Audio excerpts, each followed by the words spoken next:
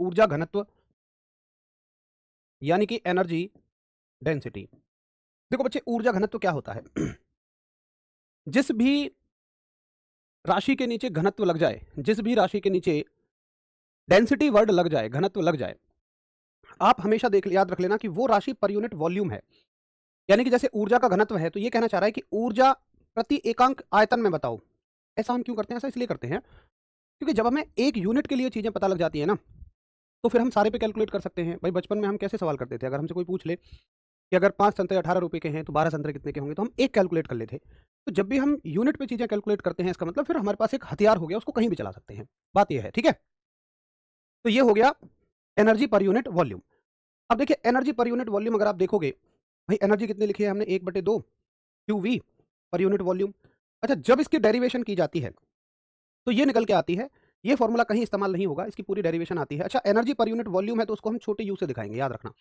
ये तो total potential energy है और ये एनर्जी है एनर्जी पर यूनिट वॉल्यूम। तो इसका जो फॉर्मूला डायरेक्ट होता है, जब भी ये लिखूं मैं तो समझ जाना कि टोटल एनर्जी में वॉल्यूम का डिवाइड लगा हुआ है। और ये क्या हो जाएगी? ये हो जाएगी जो आपकी एक्चुअल एनर्जी है पर यूनिट वॉल्यूम। अब मुझे एक बात बताओ कि पैरेलल प्लेट कैपेसिटर का वॉल्यूम कितना होगा?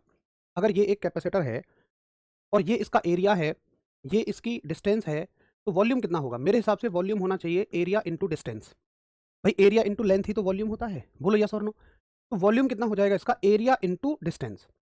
एक तो ये फॉर्मूला बन जाएगा। एक डायरेक्ट फॉर्मूला जो सॉल्व होकर आता है वो आता है 1/2 एप्सिलॉन नॉट ई का स्क्वायर। ई क्या है? इसका इलेक्ट्रिक फील्ड, क्योंकि इलेक्ट्रिक फील्ड में ही एनर्जी स्टोर होती है। तो फॉर्मूला बन जाएगा हाफ एप्सिलॉन नॉट ई का स्क्वायर। बोलो क्लियर? तो ये मैंने इस तरीके से लिख दिया ये कि एनर्जी जो है वो पर यूनिट एरिया और प्लेटों के बीच की डिस्टेंस है। यहाँ मैं बना देता हूँ एक कैपेसिटर ताकि आपको ध्यान आ जाए कि ए क्या है, यहाँ का एरिया है, और डी क्या है मेरे बच्चों, यहाँ की डिस्टेंस है। तो पर यूनिट वॉल्यूम हो जाएगा यू अपॉन ए डी और 1/एप्सिलॉन नॉट ई का स्क्वायर। ये फॉर्मूला बहुत इंपॉर्टेंट है।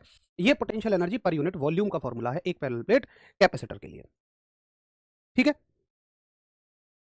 अब देखिए, अगर इसके बीच में हम एक जितनी इसकी दूरी है उतनी ही मोटाई का एक परावैद्युत भर दें, यानी इसके सारे गैप को एक परावैद्युत से फिल कर दें, एक डाई इलेक्ट्रिक से हम फिल कर दें, तो जो एनर्जी है हाफ एप्सिलॉन नॉट ई का स्क्वायर, ये के गुना बढ़ जाएगी। ये बात याद रखना। अगर पूरे ही गैप को आप एक परावैद्युत से भर देते हैं, डाई इलेक्ट्रिक से भर देते हैं, तो एनर्जी के टाइम्स बढ़ जाएगी और एनर्जी डायरेक्टली प्रोपोर्शनल टू होती है इलेक्ट्रिक फील्ड के स्क्वायर के। ये मैंने इसलिए लिखा है क्योंकि पेपर में बहुत बार पूछा गया है, ठीक है?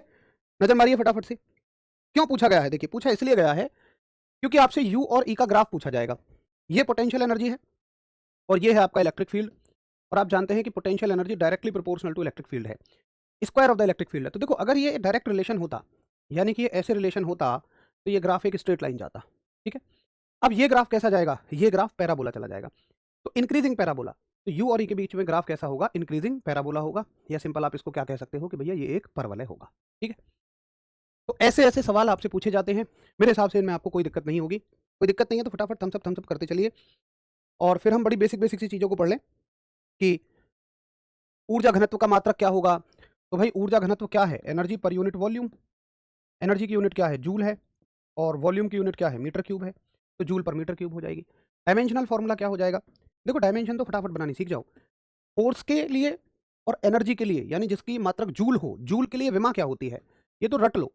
जूल के लिए विमा होती है ml2T-2, ml2T-2, और न्यूटन अगर मात्रक आ रहा है तो विमा होती है ml_T-2। तो जूल के लिए होती है ml2T-2, और वॉल्यूम, मीटर का मतलब लेंथ है, लेंथ की पावर 3, तो ml ऊपर जाके -3 हो जाएंगे, एक घट जाएगा, ml-1T-2 कितना हो जाएगा? ml-1 राइट आंसर ऑप्शन हो जाएगा ml-1T-2। यू और ई स्क्वायर को क्या होगा? मनीषा, इस बात से कोई कैसे जवाब देगा? मतलब क्या पूछना चाह रही हो गुड़िया आप? यू और ई स्क्वायर को क्या होगा? ठीक है भाई रवि बाबू, ठीक है, हो जाएगी, वो भी आज हो जाएगी। ठीक है जी, चलो